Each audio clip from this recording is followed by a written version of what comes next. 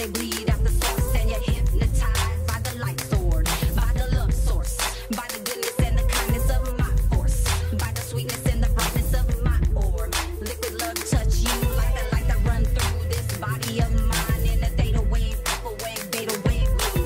Too smooth, so west coast in my chillin' mood, my town roots, my updo, my whole truth. Don't misconstrue what all I can do. I've released everything that's subdued in me. My energy is free, no shade that's thrown gon' break me. I'm a sunlit cherub, vivacious in life, and I'm living my life illuminating. Finding all my messengers of music and love coming together, congregating, mutilating, incinerating all the mofo bits that don't faze me. You can't kill the shine, you can't dull the shine. When you throw the shade, you can catch my fade. You can't kill the shine, you can't dull the shine. When you throw the shade, you can catch my fade. You can't kill the shine, you can't dull the shine. When you throw the shade, you can catch my fade. Catch my fade. You can't kill the sun, you can't dull the shine. When you throw the shade, you can catch my fade.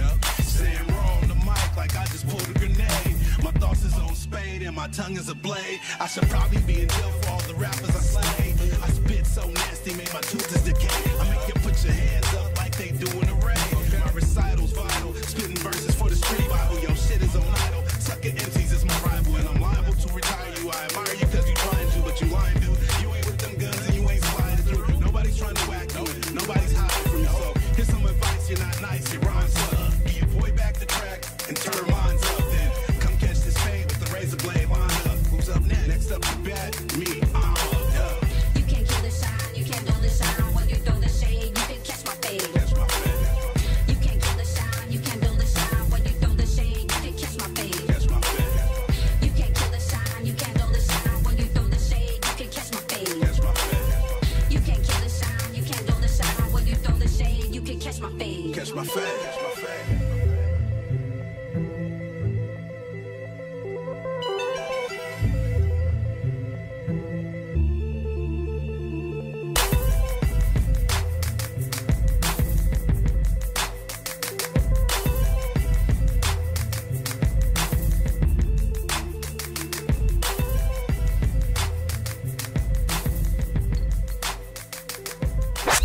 Here at KXVS,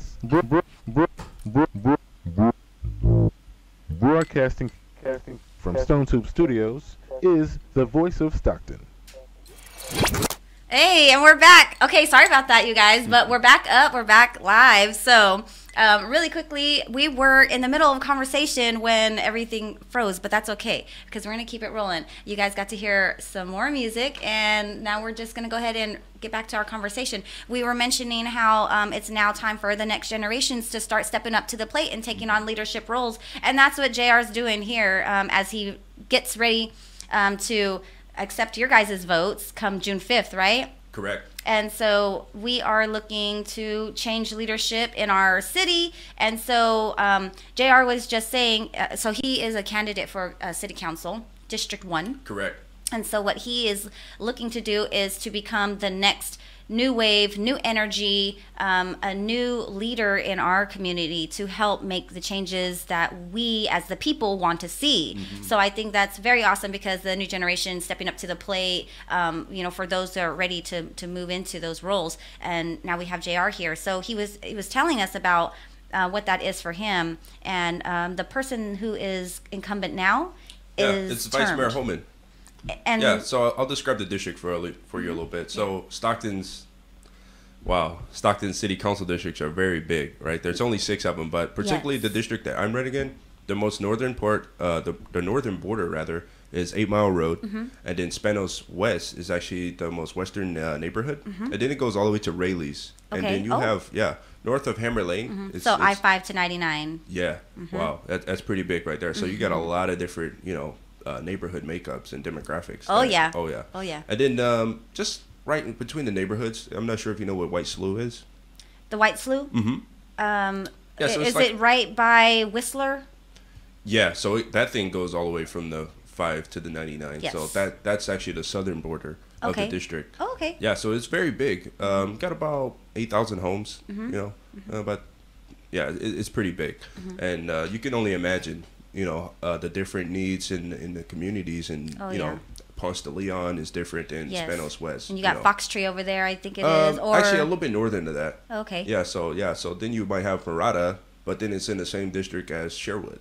Mm-hmm. It's very vast, very big, different genetic makeups. Yep. And it's gonna take someone with the energy, the motivation, and just the vision, to hear people and really, define the model for pluralism, because it's wow. I mean, you have the diversity. I mean, some when I go knock on some doors, I have to turn away because I can't speak, Punjabi. I can't speak Spanish.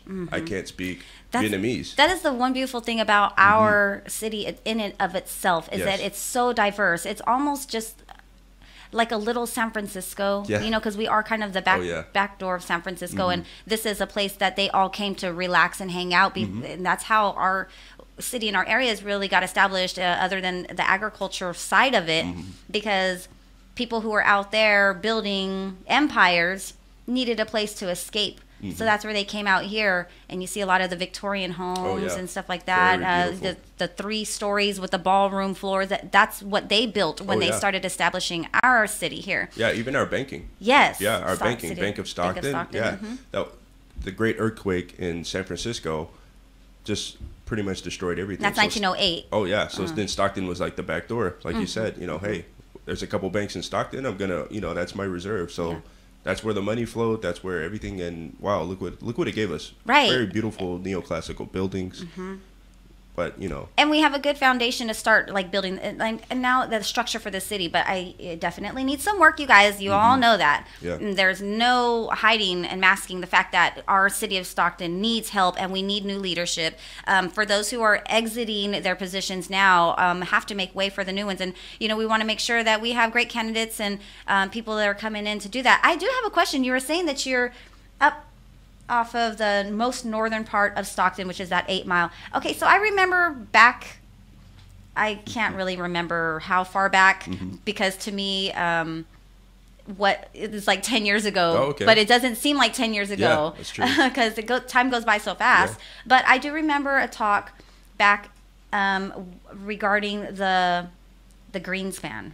So can you speak on that, if you have any information as to what that's going to look like for what they're wanting to do and trying to maintain the green that span between Stockton and Lodi, so that people have a true separation as far as keeping that agricultural aspect of it too. Yeah, well, if you look at so that actually pertains to zoning. Yes. Right. So whenever you want to build a house, you want to build any kind of real estate development, you have zoning that's controlled by the city. And if it's a county area, it's controlled by the county. So when you look at the Stockton's general plan all the way till 2035, it says, hey, this is what we want our city to look like. Well, what's going on right now actually is the council has proposed the administrative zoning of university. So it looks like the council right now is actually looking to use about 200 acres of that and build a university campus. So they're reserving anything north of 8th Mile Road to be a campus for possibly a CSU Stockton. Well, the problem is the Legislative Analyst Office, which is the state, says, hey, we don't recommend a CSU campus. Stockton has about 5,500 people graduating high school, and less than 10% are eligible for college, and any other universities that we have. Less than 10%, wow. Yeah, less than 10%, unfortunately. And then, the LAO said, hey, well, we're not going to give you any money to do it, whatever. But the council has said, look, we're still going to allocate $1 million. We're still going to create a board. And we don't care. We're still going to, even if we have to pay for it, we're going to build a CSU campus. And that's pretty dangerous. Ew. Because we don't necessarily need more government jobs, because those jobs actually rely on your businesses through taxes. And honestly, my personal opinion, and this is just my opinion, I would rather not see anything further built in that area, just because it's a nice piece of separation between Stockton and Lodi, and they've been already upgrading the roads in that area, so that speaks volumes, and I don't want to say. But it tells me like something down the road they're going to start building in through that area, which I really will be sad to see happen, because it's nice to be able to keep some kind of, agricultural history. And I think it would be wonderful to actually see that preserved, and people can use that as like field trips or something. Yeah. Like to have those farmers or people in that area say that they would participate in a program to allow that to just remain what it is, and let people come through as far as like field trips, college field trips, high school field trips, yeah, definitely. anything like that. And it's right at their fingertips, Yeah, we're gonna see how that happens. I would love the same thing, because you see a lot of almonds, you see the winery grapes. It's very beautiful when I'm driving by and seeing that. But other than that, I would like to see 8 Mile Road widened. Yeah, that would help out a lot too. So yeah, it's getting pretty busy. There's a lot of traffic going through definitely. there. Yeah, and so I noticed that, speaking of housing, and you did speak on like the different demographics that we do have, especially in your district. Yes. So what does that look like as far as the topic of you and bringing in low income housing overall? Well, not just your district though. Well, I don't actually have the exact percentage of how much of Stockton's housing is low-income housing. Right. But the problem with low-income housing, it doesn't allow the city to tax it. So the tax base is already 0%. And whenever you're building these kind of structures, you actually require a subsidy. So the subsidy is either going to be a direct subsidy from the city, a couple $1 million, or it's actually going to be tax credits, which is essentially the same thing. It just comes from the federal government. And so whenever you're building low-income housing, there's usually about 20% loan-to-value ratio, and that requires a subsidy. So if you're going to build $1 million property that's going to be low-income housing, you're going to need $200,000 to build that. And then you cannot tax that. So the problem is... Wow. Yeah, so the problem is, whenever you're putting any kind of high-density residential that's going to require police services, fire services, roads, the city actually cannot recoup that cost. And so that's why you've been seeing them saying like, let's have a tax for you guys, and that tax will go to these funds. Correct. And that's a problem, because what happens whenever we have a dip in our economy, even by 5%. Yep, they're going to borrow from somebody's budget. Yes, and that's a problem. We don't want a deficit spend. Stockton, they're in a great position right now to not do that, but that's always an idea whenever you have certain policy where they're committing to a multifamily housing unit, or they're saying, hey, look, this is what we want, we don't care, and the next person is going to have to deal with that. And essentially in my district, a lot of green space that's within the district, I would not want to see that turned into low-income housing, because essentially it's going to turn our housing values down. It's also going to bring in a lot more of the population that we cannot handle with our city services, like police, like fire. There's only 11 fire stations right now in our city, but wow. But if you're talking about a city that's really prepped for the population, we're going to need about 4 to 6 more fire stations. Okay. Where's that tax base going to come from? It's not going to be due whenever you have low income housing and you cannot tax it, and the demand on the city services is increased, and we cannot provide that cost. So that's essentially why I would not like to see low-income housing in my district, or just even in Stockton, because we need housing options that's going to put people into equity. Right? We need more homeowners. We need more people paying taxes. We need schools being properly funded. Right? Stockton Unified, the average spending is about $4,300 a month.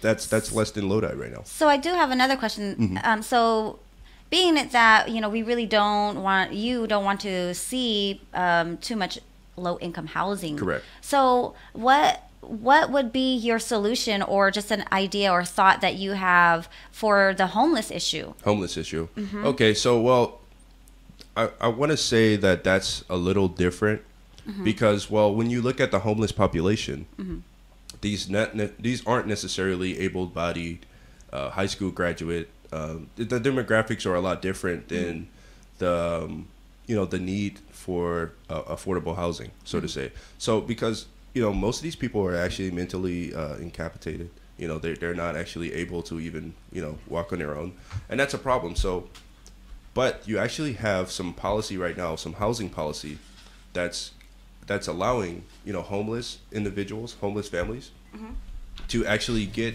the housing they need, because they are mentally inept, they are, addicted to opioids. They are, essentially, they can do what they can, right? But the only element is they don't have housing. So that's a different workforce assimilation than someone who's able-bodied, who is necessarily just not in the workforce. Mm-hmm. So they can do what they can. And what I would actually do for homeless families, yes, we're going to build some multifamily housing, but we're not going to commit to 1,000 units, and we're just going to be recruiting homeless. Right. Because we don't want to give that incentive to people, because what you have right now is actually the Bay Area. Mm-hmm.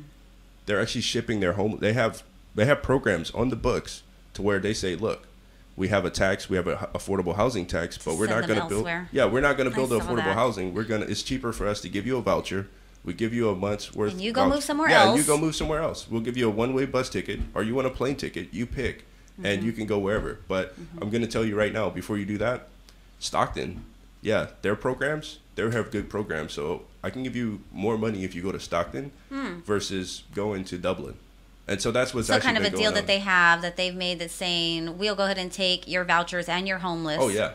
But then they're going and building these fences and all these things that are keeping homeless out of areas where they're helping us out by segregating themselves in areas that they know that they can congregate, they can live in peace in the way that they have to live. And that is in their tents, in their boxes, unfortunately, just, on the streets in their sleeping bags. And I think it's very difficult, and it's heart-wrenching. And to hear even the youth, my youngest is in high school. Okay. And when we were going on the freeway, and she goes out in Calaveras because her dad stays out there. So when I was in the military, they ended up being with him. So she stays out there.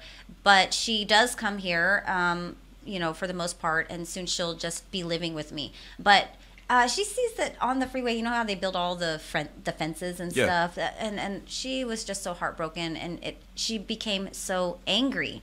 And I thought, wow, the fact that the younger generation, even younger than us, are really starting to see and become aware of the things that are almost against just basic human kindness type stuff, where we know, we're looking at it, the safety aspect when it comes to the DOT, the safety aspect of them crossing the freeways and things like that. But if it's faster and easier for them and they stay in those areas, it just makes, I would rather have seen them do some type of an overpass to allow the traffic to continue, or something that moved it around it, rather than them just being completely fenced out. Yeah, well, things of that nature. You have to also understand why essentially do they congregate in certain areas. Well, it's because I'll let you. We all know. We know what it is for them and where they need to be for certain things that they have. But it's one of those things that just get frustrating when we see what's going on, and how people in need are really just kind of being pushed to the wayside and kind of swept up like they're dust bunnies on the floor, and trying to not be bothered or to be an eyesore. But really, it's not about being the eyesore. We want to make sure at least they're in a place where eyes can be on them, so it's a safety thing for them. Exactly. They want to be in a area where at least people can see still, because they're very vulnerable what's going on, and the kind of violent situations that they may find themselves in. I think it would be safer for them to be in a more, I don't want to say a public area, because we really don't want to see that as well. Just more they help themselves out with that. Yeah, and what it's going to come down to is actually jobs. Because, as I said, some of them are mentally inept, some of them are just not able to take care of themselves. But, even if you go to prison, no matter what, you're in a wheelchair, you have something to do.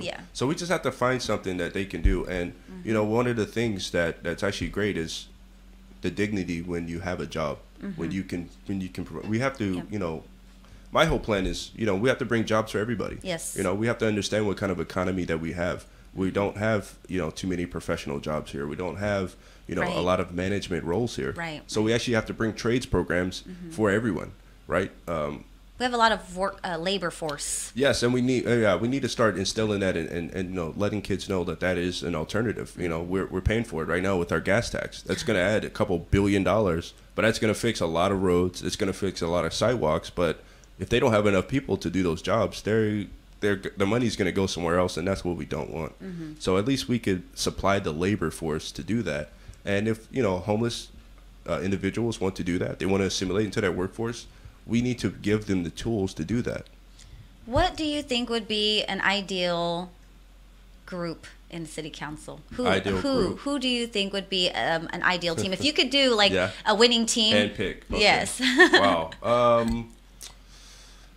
Without saying any names, I'll go with some political identities.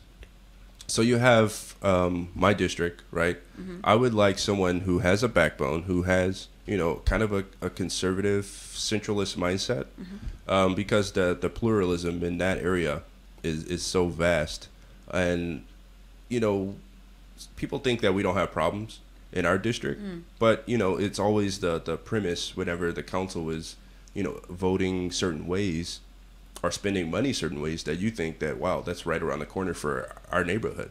So that's definitely someone, in District 1. In District 2, you kind of almost have that same pluralism, but it's more so, it is like a communal area. You have a lot more minorities there. So I would love to see, I really wanted Steve Colangelo in that area, right? Okay. He's kind of like that conservative centralist that I'm saying. And, he business owner, taxpayer for, so long. He's actually was a reserve police officer also. Oh, nice. So, yeah. So, when you're talking about that Ponce de Leon area, certain hot spots, Angel Cruz Park, wherever it is. And he would be familiar with that because he kind of has an identity of what's what's been going there. on in the area. Exactly. And then District 3, that District 3 is still another good area, but then you still have a small, small hotspot, Bianchi, Kenfield, that area.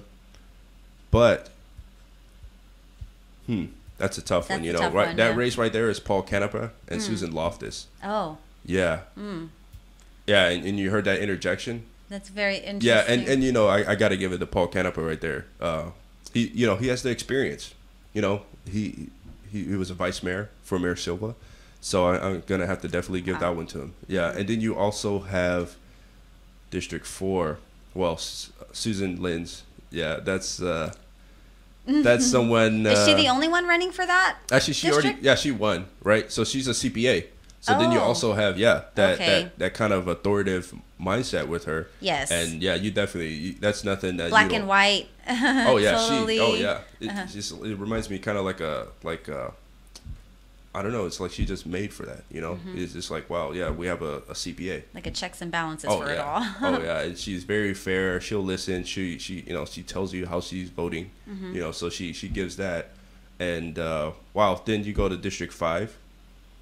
That's a tough one, right? Because it'll be the first time when district voting decides who is going to be in that seat. Yeah. So, why? Yeah. Why is it the first time that's going to happen? Well, because now we're under a new voting system, and that all the rest of the world has been doing except for Stockton, right? So wherever you live, you get to vote for that council member. That's the way it should have been for a long time, but Stockton had wherever you live, you have to win that district first, and then the whole city gets to pick whoever gets in that seat. Oh my goodness. Yeah. So that wasn't very beneficial last time, but now it's more equity based. So that is going to be interesting. I do like. There's two really great candidates for that district. Yes, there is, and that's why. That's and I can't even choose. Same here. So because they're both really great. So kudos to the both of them. Yeah. If you guys don't know who that is, that will be Christina Fugazi and Patrick. No. It's actually Medina. Medina. Yeah, Burgos Medina. Oh. Yes. I thought Motek was going for. No, he's actually going for supervisor against Kathy Miller and Steve Smith. Oh, so I thought he was going for a district. No, it's county. He wants county. My goodness. Okay, so he wants to wear the big belt. Yep. So change my whole thought. I thought he was totally going for council, and so now he's going for county then. Correct. So he's not really doing the city; he's doing county. Okay. Yeah. A broader span. Oh yeah. A broader span, which is great. So my apologies for No, it's all right. totally thinking something else. Yeah, and then also the last district is going to be District 6, which is held by Azusa Andrade. You know, I And just, who are the candidates going for? he actually won that one. He beat so he'll stay Sam there. Fant actually in citywide voting. So he'll stay there in that So position? yeah, he'll stay there, and you know, I think he represents the demographics really well there. And you know, I'm not really in that district, so I don't exactly know what happens in that district. And then I might be in the hot seat for this one, the mayor. And then the mayor, yes. The mayor. Yes. You know, Michael, he's really progressive, I'll say, and his policies are Different. I would say, they're very different. Well, I mean, they may be wrong now, but 10 years ago, you know, 10 years from now, we're gonna say, wow, you know, actually, he was the forerunner of that. But you know, right now, you know, he's wow, he's just, it's a tough one. You know, like I said, he's so progressive that you don't know if these things are gonna work out. But you know, that's when it comes to, you know, like I said, millennials taking over the leadership role. Yeah. But you know, I think what's going to be different thought processes. Yeah. Yeah. But what's going to be more exciting is 2020. Who's going to be mayor? Who's going to run for mayor? Who's going to be mayor? Because that's 4 votes in the council. Whenever you're talking 2020, so that could really change like the whole landscape of the city council to where, you know, this election it's going to be neutralized by 2020. So we'll see. We're going to have to see, and you know. Someone who gets left out a lot is our city manager. Yeah, Kurt Wilson. Yes. Yeah, he is. Wow, he actually used to be a politician. Yeah, he used to be mayor pro tem of. Oh my goodness. Yeah, of Rialto. Oh my goodness. Yeah, back in like the turn of the millennium. And so now here he is with us. Oh yeah. Just a manager. Oh yeah, Supreme Overlord. Yeah. Darth Vader, right? Darth Vader is not a Sith Lord, but you know, Right. everybody knows his name. So that's kind of like that's kind of Kurt Wilson. That's kind of how I see him. Like, you know, the charter is set up for the city manager to just run everything, and he does a pretty good job. But you know, you have to have the council to check the council. Actually, is the legislative branch, and they say, "Hey, this is what's going to happen," and he says, We "Okay, execute. yeah, this is how we're going to do it, though." And you know, unless you have a council that's actually, you know, in the gutters, in, you know, knocking on people's doors and really knowing what they want, listening, having a personal relationship with the neighborhoods, you know, the city manager is going to do whatever he got to do. And that's what's been going on. That's pretty much what you've been seeing since we have such a split council that's not really moving towards one direction.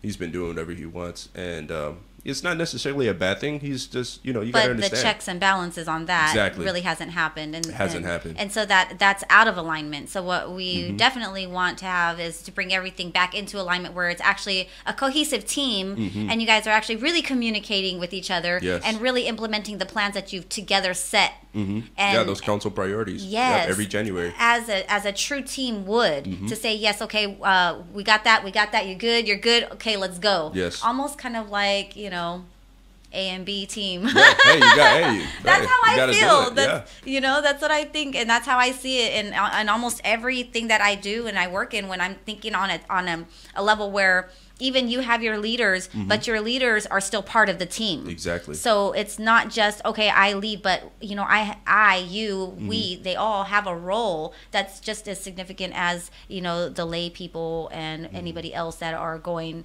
you know, to bat and doing anything. right. So, you know, I commend you for taking up the responsibility to run and to say, and if, you know, that if you should win, then you will, you know, take up the responsibilities that it will take to really get to push our city in a, you know, a forward moving, and it's gonna be growth. Exactly. You know, so yeah, and I'm worried about 3 things, and these 3 things came from those 3 years of me just working with people and really, you know, doing case studies and. You know, we're going to need jobs. Yes. Right? Education. And then it's going to be, you know, we have to talk about crime. So when it comes to the jobs, as you said, you know, we have to develop our workforce to be independent of the Bay Area. Absolutely. Right? Yeah, and then you're going to have that education element because, you know, a lot of people, I can't say a lot of people, but most of our residents actually are just not really at the literacy level when it comes to being able to train. Right. Delta is a great, phenomenal institution, but only 11% of people are actually transferring after 2 years. That's where I feel a lot of vocational schools need to come into play. Exactly. Not only vocational schools, but people who are willing to share and share skills. So yeah, I've always had this thought of a city school.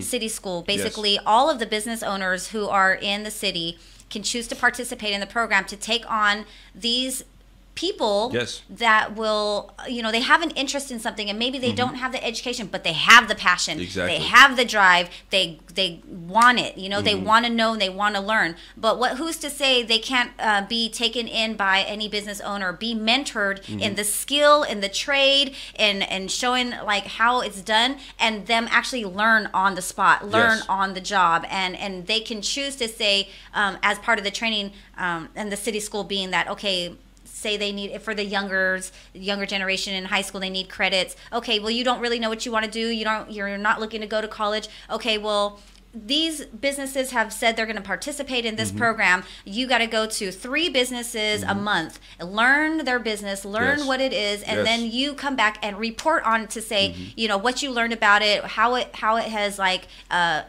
brought you up, how you have grown, what you basically bringing their literacy, their education and knowledge up. So being able to present that, get credits that way. But then those that have already are beyond high school but are fresh out, they can't go to high school, they're not ready for college, maybe they're not qualified to go to college, but yet they still have the capacity for learning. They just do it a different way. So, and they would be more candidates to do that. And being able to just educate them on that kind of level, then they can truly find that burning passion to say, oh my gosh, this is really what I wanted to do. Thank you for mentoring me. I'm yours. Teach me more. You got me for however long. And basically it's like they get to just really learn and have that dignity. And then they become tax paying, homeowner. Right. That's how you build first people. step. But it takes our community people to like truly see how important their role in being a community business owner or a community member that is capable of helping out on that platform for others and helping to show others that you're not worthless. I honor who and value you for being able to say, I may not be able to learn in this capacity, but I can learn in this capacity. And it's just so many things that we need to really take into consideration working together, and so like I said, those younger generation, they kind of see that, between the elders who, kind of say, no, don't touch, you can't, don't speak, don't, don't touch, kind of thing, versus those that are super hands-on, like I'm a very hands-on person in learning. So to be shown and to be taught at the same time, practical knowledge, and then hands-on doing it at the same time is how I truly grasp things. So I know there's a lot of people out there like that, but it's just a matter of us all coming together and voting in the right people. So I've been really encouraging, and I often tell people, if they're not registered to vote, please go do so. If you know of any places that they can do it, if you can just let them know where they can go, just make sure that they get registered to vote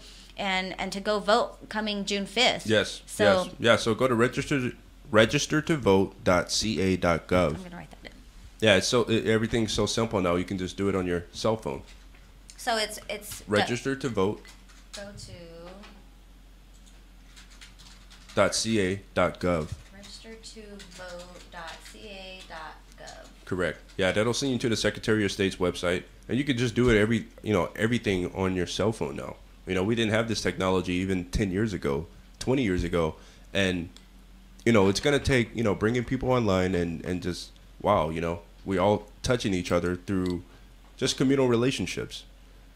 Common sense, knowing your neighbor, knowing your council members, knowing, who needs this, who does that, the business owner. And, we have to really concentrate everything locally and just really build that community element. Really build them. And then it develops our code of conduct. If so many people out there, business owners, took on one person, just mentored one. Just one.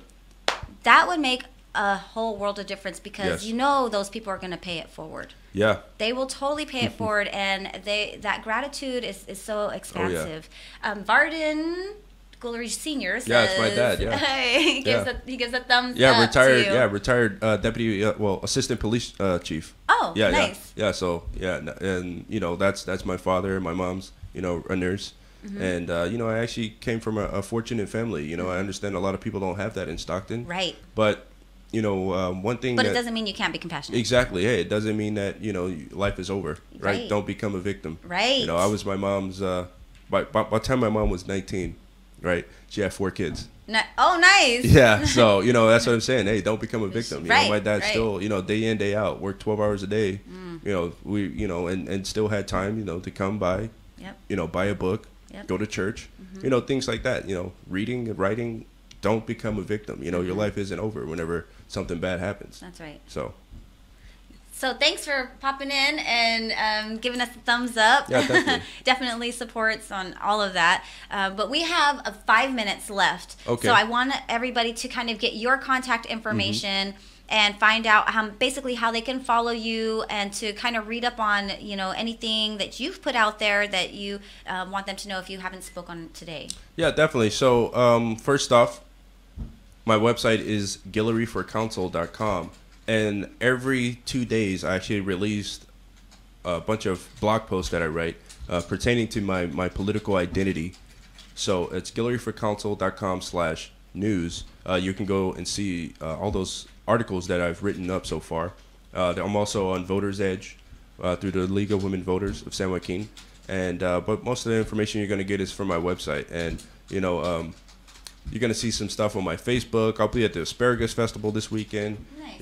Thank you a lot. Yeah. The Nasetti group are doing, great things here. Whereabouts at the Asparagus Festival are you going to be located? I'll just be everywhere, handing out some literature, making sure everybody's happy. Not working security, so if you see me, don't run away from me. I'm going to be, just really, getting in with people, getting my name out there and just enjoying it. We too many times we have a disconnect with City Hall and we just think that they're just people that makes decisions, but we need to start electing our neighbors, people that's been, that we know, that we go to the mailbox and we see, So yeah, go to my website, guilloryforcounsel.com. You'll see a lot of my articles on there. You'll see a link to my Facebook page. Okay. But I also want people to check out the plan, because I'm not also just talking here and talking about these issues. I actually have a plan for these issues. I have a plan to address why, Stockton police officers are the lowest paid police force in the county. That's crazy. Yeah, it's crazy, right? I also have a plan, for, how we're going to use ordinances to limit the sprawl of low-income housing. I also have a plan for, how we're going to bring, so many jobs in Stockton that we're going to have to start recruiting people. So, again, my website is guilloryforcounsel.com. And, thanks, Renee, for having me. I'm really glad that you came. I appreciate you taking the time to be here. So we're getting ready to head on out of here, but you did mention that you do have plans, and all of these plans can be found on your website. Yes, they can check them out there. Yes. And so basically, really quickly, one last question, probably going to put you on the spot. Hey, let's hear it. So with all the plans that you have, working with the group that you're going to be working with, how do you foresee being able to gel your plans with, I'm sure, the plans that they have also implemented? How do you plan on making that work? That's what the 3 years have actually taught me about the public administration process. Common sense isn't all that common, but the council, no matter if they're Democrat, Republican, or no party preference like I am, we still kind of have those same goals to where we want to see a beautiful Stockton. It's just our version of it. So I'll be there for 4 years if I'm elected, and there's a priority when it comes to the plan. Not everything has to occur within the first 100 days. Right. So I actually have to work within that process. It's common sense thing that we should meet our officers halfway, and pay them a competitive wage. It's common sense that we shouldn't be, just building out so much property to where we can't tax anything. So, I'm actually planning on using some math and teaching people, look, this is why we have to do this, and put it on the time schedule, use some calculus, some derivatives, because we actually have a very intellectual council. You know, everyone has wow, it's just crazy. Right? We have a pretty good council. Yeah. And great candidates too incoming. So it's pretty good. So I think I could just teach them. Bring it down to a level to where we all understand that this is what we want, and we just all put our little bits and pieces on it, and we just go for it. We give it to the city manager, who is. Wow, he has 2 master's degrees. Yeah, and he's getting his doctorate degree. So, yeah, so, we have a great council. We have great staff who can actually, put all our plans together and create a new one. Yeah. And create execute. one that actually works, that has everybody's vision, a shared vision. And so it's great that you're all coming in with a piece of the puzzle, a piece of the plan. Yes. And so for that matter, I can't wait to see what's going to be up and coming and who our team is going to be. Yes. That's going to be pretty awesome. So thank you again for stepping up to the plate and putting yourself out there and becoming a candidate and running, and good luck to you. Yes, thank you. So I will definitely be watching the races and see how everything's going. And then I'm going to encourage everybody to go out to the Asparagus Festival and go out to meet you. And if there's any other place that you're going to be at, maybe they can come out and check out that event as well. Yeah, so I'll just be at the Asparagus Festival this weekend. I'll stop by the Earth Day Festival definitely because environmental.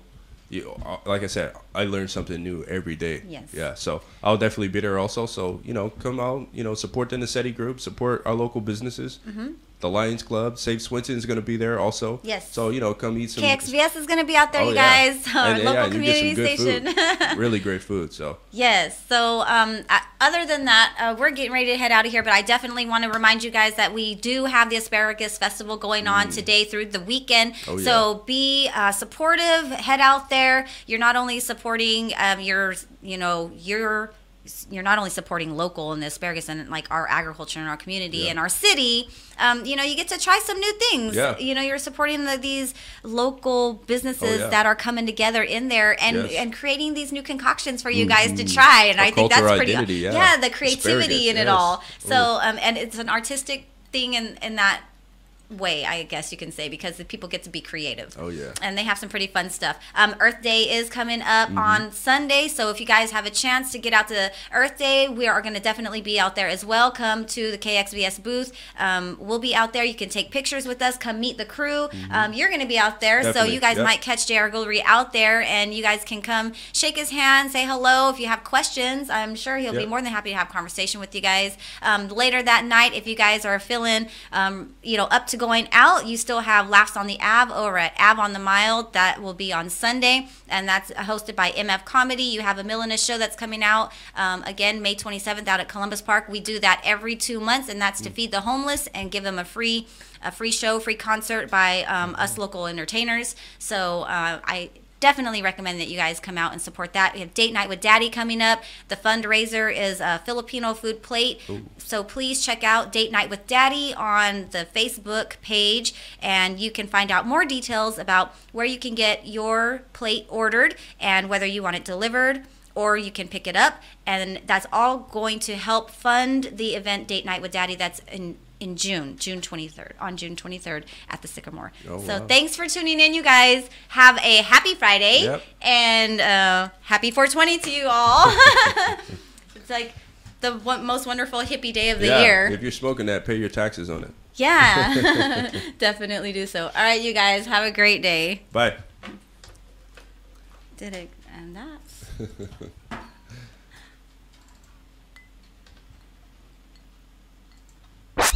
Here at KXVS.